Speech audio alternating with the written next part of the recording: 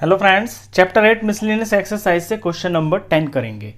Find the expansion of 3x square minus ax plus 3a square का whole cube using binomial theorem. Binomial theorem का use करके आपको इसकी expansion करनी है। ये क्वेश्चन भी क्वेश्चन नंबर 9 की तरह ही है। वहाँ भी आपको ब्रैकेट के अंदर 3 टर्म्स दी हुई थी और यहाँ पे भी 3 टर्म्स हैं। अब सबसे पहले आपको ये जो 3 टर्म्स हैं इन्हें आपको 2 टर्म में बनाना होगा, क्योंकि बाइनोमियल थ्योरम हम लगाते हैं जब ब्रैकेट के अंदर 2 टर्म्स होती हैं। तो 2 टर्म में इसको पहले बनाएंगे। उसके लिए जो पहली 2 टर्म्स है ना, इन्हें हम एक ब्रैकेट के अंदर ले लेंगे, यानी ये हमारी पहली टर्म हो जाएगी।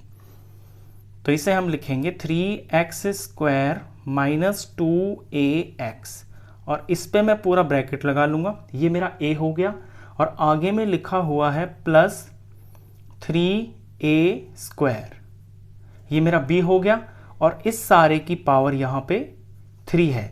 ये मेरा क्वेश्चन के अंदर n हो गया।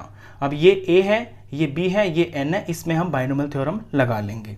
तो फर्स्ट टर्म लिखते हैं पहले 3c0 और a की पावर 3 माइनस 0, तो a हमारा यहाँ पे 3x स्क्वायर माइनस 2ax है, ये पूरा लिखा जाएगा 3x स्क्वायर माइनस 2ax और इसकी पावर 3 माइनस 0 इनटू में b है यहाँ पे प्लस का 3a स्क्वायर और इसकी पावर हो जाएगी 0। सेकेंड टर्म लिखते हैं, ये हो जाएगी 3c1 और a की पावर 3 माइनस 1, a की जगह 3x स्क्वायर माइनस 2ax लिखा जाएगा और इसकी पावर 3 माइनस 1 हो गई इनटू में b जो 3a स्क्वायर है और इसकी पावर 1। इससे नेक्स्ट टर्म लिखते हैं, यहाँ पे लिखता हूँ मैं 3c1 हो गया। अब 3c2 की टर्म लिखनी है, 3c2 इंटू में 3x स्क्वायर माइनस 2ax और इसकी पावर 3 माइनस 2 इंटू में 3a स्क्वायर इसकी पावर 2। नेक्स्ट टर्म लिखते हैं 3c3 इंटू में 3x स्क्वायर माइनस 2ax इसकी पावर 3 माइनस 3 इंटू में b जो कि है 3a स्क्वायर और इसकी पावर 3। नेक्स्ट टर्म में थोड़ा इसे सिंप्लीफाई कर लेते हैं।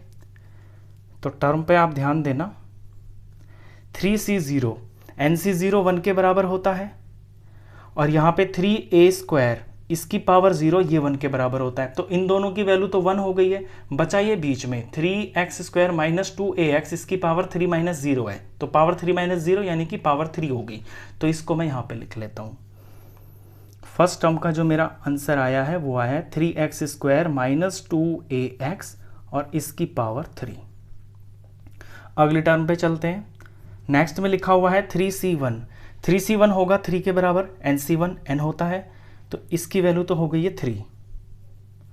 अब ब्रैकेट में 3 माइनस 1 है इसकी पावर, तो 3 माइनस 1 यानी कि 2 हो गया, इसकी पावर 2 हो जाएगी इनटू में 3x स्क्वायर माइनस 2ax इसकी पावर 2 हो गई और यहाँ 3a स्क्वायर की पावर 1 है, तो ये 3a स्क्वायर ही हो गया। अगली टर्म पे देखिए 3c2 वाली पे, 3c2 होगा 3c1 के बराबर, क्योंकि यहाँ पे नीचे 2 और 1 मिलके n के बराबर हो रहा है जो कि 3 है। तो 3c1 3 है तो 3c2 भी 3 ही होगा, तो इसकी वैल्यू हो गई है 3। आगे में ब्रैकेट की वैल्यू, ब्रैकेट की जो पावर होगी 3 माइनस 2 है ना, तो ये 1 हो जाएगी। तो इसे हम एक बार लिख देंगे 3x स्क्वायर माइनस 2ax इसकी पावर 1 लिखने की ज़रूरत नहीं है। इससे नेक्स्ट देखिए, नेक्स्ट में है 3a स्क्वायर का होल स्क्वायर, इसे मैं यहाँ सिंप्लीफाई कर लेता हूँ। तो पहले 3 का स्क्वायर करूँगा तो 9 आ जाएगा, फिर a स्क्वायर का भी स्क्वायर होगा तो a की पावर 4 आ जाएगा। इससे नेक्स्ट टर्म पे चलिए 3c3, तो 3c3 यानी nc n 1 के बराबर होता है, तो ये चीज़ 1 हो गई है। यहाँ देखिए 3x स्क्वायर माइनस 2ax इसकी पावर 3 माइनस 3 माइनस 3 का मतलब है 0, जिसकी पावर 0 होती है वो भी 1 हो गया, तो ये भी 1 हो गया इनटू में ये भी 1 हो गया। बस ये बचा है, इसको हम सॉल्व कर लेते हैं। 3a स्क्वायर की पावर क्यूब है यहाँ पे, तो 3 का क्यूब करेंगे तो 27 हो गया और a स्क्वायर का क्यूब करेंगे तो a की पावर 6 होगी, पावर से पावर मल्टीप्लाई हो जाती है, ये a6 हो गया। यहां तक बिल्कुल क्लियर है। अब नेक्स्ट स्टेप के अंदर ये जो ब्रैकेट से अलग अलग चीज़ें हैं ना, मैं इनका प्रोडक्ट करूंगा। ये जो ब्रैकेट के अंदर है 3x² माइनस 2ax, इसे मैं अभी छोड़ के रखूंगा, नेक्स्ट स्टेप में इसको मैं सॉल्व करूंगा। तो इसे मैं एज इट इज़ लिख लेता हूँ। या यहाँ पे मैं क्या करता हूँ कि इनमें मैं फॉर्मूला लगा लेता हूँ, इसी में सॉल्व कर लेता हूँ, एक स्टेप आपका बच जाएगा। तो 3x² माइनस 2x का क्यूब है, तो इसमें a माइनस बी का होल क्यूब, ये वाली आइडेंटिटी हम लगा लेंगे। और ये आइडेंटिटी देखिए आप, ये होती है a माइनस बी का होल क्यूब होता है a cube minus b cube minus 3a² b plus 3ab²। ये आप 9th क्लास से जानते हो। जब इसके अंदर a और b की वैल्यूज फिल करोगे, a है यहाँ पे 3x² और b है यहाँ पे 2ax, इनकी वैल्यूज जब आप फिल करोगे तो आपका रिजल्ट आएगा ये जो लास्ट लाइन में लिखा हुआ है। तो यहाँ से आप देख लेना, ये मैं कॉपी कर लेता हूँ। इतने की वैल्यू हो जाएगी 27x6 minus 8a³ x³ minus 54a x⁵ और प्लस में 36 और a² और x⁴। ये मैंने वैल्यू लिख ली है a minus b whole cube की। अब आगे चलते हैं। आगे में ये जो ब्रैकेट से बाहर बाहर है, पहले मैं इसका प्रोडक्ट अलग ले लेता हूँ। 3 3 9 और ये a² हो गया, 9a² को मैं बाहर ले लेता हूँ और अंदर में a माइनस बी का स्क्वायर, ये वाली आइडेंटिटी लग रही है। इसे जब हम एक्सपेंड करेंगे, आइडेंटिटी लगाएंगे, तो a minus b whole square का फॉर्मूला लग जाएगा। मैंने ऑलरेडी किया हुआ है क्योंकि क्वेश्चन फिर लेंदी हो जाती है वीडियो जो है। a² plus b² minus 2ab, a और b की हम वैल्यू फिल करेंगे तो हमारा रिजल्ट आएगा ये 3 टर्म्स आएंगी। तो ये मैं डायरेक्ट यहाँ से लिख लेता हूँ, 9x4 है, 9x4 प्लस में 4a² x² और माइनस में 12ax³। थोड़ी सी मेहनत बस इसी के अंदर, बाकी तो इसमें सिंप्लीफिकेशन ही है सारा। ये मैंने कर लिया। अब आगे चलते हैं। आगे में ब्रैकेट को छोड़ दीजिए, अभी ब्रैकेट से अलग ये 2 टर्म्स हैं, इनका प्रोडक्ट कर लीजिए। 9 3 27 और a4, तो 27a4 लिख लेता हूँ इतनी जगह पे। ये मुझे यहाँ लिखना पड़ेगा, आगे जगह कम है। 9 3 27 a⁴, और इसके साथ में मैं ब्रैकेट लगा लेता हूँ। 3x² माइनस 2ax, ये लिखना है इसके अंदर, 3x² माइनस 2ax। लास्ट में लिखा हुआ है 27a6, इसका किसी से कोई प्रोडक्ट तो हो नहीं रहा, तो ये अकेला ही लिखा जाएगा, प्लस में 27a6। यहाँ तक बिल्कुल सिंपल है। अब हम थोड़ा और सिंप्लीफाई कर लेते हैं। ये जो हमारी ब्रैकेट की चीज़ें हैं ना, इनकी हम बाहर वालों से मल्टीप्लाई कर लेंगे, 2 जगह पे होगा ये चीज़ एज इट इज लिखी जाएगी क्योंकि इसमें तो किसी का कोई प्रोडक्ट है नहीं। तो ये तो मुझे यहाँ पे जस्ट कॉपी करना है। ये नेक्स्ट स्टेप है, 27 से लेके यहाँ तक ये मेरे को कॉपी करना है। 27x6 minus 8a³ x³ minus 54ax5 और प्लस में 36a² x4। अब आगे में ध्यान देना है आपको, आगे में 9a² की इन तीनों टर्म से प्रोडक्ट होगी, तो बारी बारी से प्रोडक्ट कर लेते हैं। 9 9 84। सबसे पहले मैं साइन देखता हूँ, फिर मैं नंबर देखता हूँ, फिर मैं वेरिएबल देखता हूँ। तो प्लस प्लस है तो प्लस आएगा, 9 9 81 हो गया नंबर। फिर a² x4, यहाँ पे मैं a को पहले लिखूंगा, आप आगे पीछे भी लिख सकते हो लेकिन आप तरीके से लिखोगे तो ठीक रहेगा। a² x4। फिर नेक्स्ट है 9 4 36, तो नंबर हो गया 36। वेरिएबल में a² और यहाँ पे भी a² है, तो a² a4 हो गया और x⁴ 2 हो गई है। नेक्स्ट में ये माइनस है, ये प्लस है, प्लस माइनस माइनस हो गया, सबसे पहले मैं साइन लगाऊंगा। फिर 12 9 108 होता है, नंबर हो गया 108। फिर मैं a देखूंगा, a का स्क्वायर और ये a है तो a⁴ हो गई, यहाँ पे a³ हो गया। फिर मैं x को देखूंगा, यहाँ x³ है, यहाँ पे नहीं है, तो ये फाइनली x³ हो गया। ये दोनों ब्रैकेट ये वाला ब्रैकेट मैंने सॉल्व कर लिया। अब इस पे भी आपको इसी तरह से ध्यान देना है।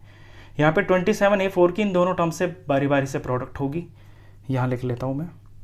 27 को 3 से मल्टीप्लाई करेंगे तो ये आएगा 100 7 या 21 81 आ जाएगा ये 81। फिर A4 और X2, A4 और X2, फिर प्लस और माइनस माइनस हो गया। 27 2 जार 54 होता है, नंबर 54 हो गया। A को देखता हूँ, यहाँ A1 है, यहाँ A4 है, तो A5 हो गया। फिर X को देखता हूँ तो यहाँ पे अकेला है, ये X हो गया। लास्ट में अकेली टर्म बच रही है, ये हमें कॉपी करनी है। 27 A6। यहाँ तक बिल्कुल क्लियर है, सिर्फ सिंप्लीफिकेशन है क्वेश्चन में और कुछ भी नहीं है। यहाँ आके ये सारी टर्म्स अलग अलग हो गई हैं। अब इनमें आपको लाइक टर्म्स को एक साथ लेना है। जब आप लाइक टर्म्स को सॉल्व करोगे तो आपका आंसर आ जाएगा। लाइक टर्म्स में मेरा ध्यान रहेगा कि मैं x की जो डिग्री है वो डिक्रीजिंग पावर में लूंगा, यानी डिक्रीजिंग ऑर्डर में लूंगा। सबसे ज़्यादा यहाँ पे x 6 है, तो ये टर्म ही मैं सबसे पहले ले लेता हूँ। और इसके साथ में यहाँ कोई नहीं आ रही, क्योंकि और कोई x 6 यहाँ है ही नहीं, तो इसकी लाइक टर्म तो कोई और है नहीं, ये अकेली है। तो ये हो गया 27x6।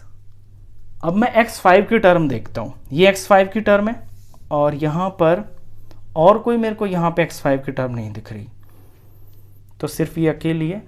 ये माइनस में 54 AX5। अब x4 की टर्म में देखता हूँ, x4 की टर्म ये मेरे को दिखी और यहाँ पे दिखी। दूसरा मेरे को a भी इसमें ध्यान देना है कि a भी सेम होना चाहिए, a की पावर भी सेम होनी चाहिए। तो x4 है a स्क्वायर है, x4 है a स्क्वायर है, ये दो हैं, इन पे मैं निशान लगा लेता हूँ। काफ़ी सारी टर्म्स है ना, कोई भूल चूक ना हो जाए। अब देखता हूँ कि x4 की कोई और टर्म है, तो और कोई भी नहीं है। तो इन दोनों को मेरे को सॉल्व करना है, इनके कोफिशिएंट सॉल्व हो जाएंगे। 81 और 36 ये हो जाएगा 117। तो नंबर तो हो गया है 117, और जिनकी ये टर्म्स हैं वो वेरिएबल मेरे को लगाने हैं a स्क्वायर और x4। जो हो गई हैं टर्म्स उन पे मैं निशान लगा देता हूँ।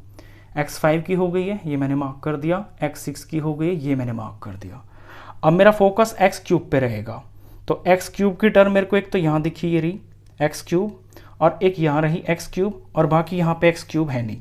मुझे ये भी देखना है कि x क्यूब के साथ में जो a है उसकी भी पावर सेम होनी चाहिए, तो वो भी पावर यहाँ सेम ही है, a क्यूब, और यहाँ पे भी a क्यूब है। तो इनके कोफिशिएंट को मैं सॉल्व कर लूँगा।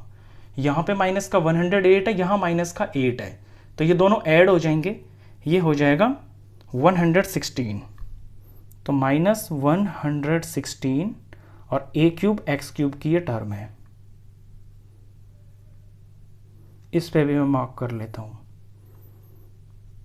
अब मेरा फोकस रहेगा x स्क्वायर पे। x स्क्वायर की टर्म ये रही, एक तो x स्क्वायर की टर्म, और दूसरे यहाँ पे एक x स्क्वायर की टर्म ये रही। अब a4 है यहाँ पे, और यहाँ पे भी a4 है, यानी इनके कोफिशिएंट सॉल्व हो जाएंगे। ये प्लस का 81 है, ये प्लस का 36 है। 81 और 36 ये हो जाएगा 117। तो नंबर हो गया प्लस 117, और टर्म है ये A4x2 की, A4x2। ये मैं निशान लगा देता हूँ। ऐसे रफ में आप भी कर लिया करो, पेंसिल से निशान लगा के बाद में मिटा दिया करो, फिर बार बार फोकस नहीं करना पड़ता सारी टर्म्स के ऊपर।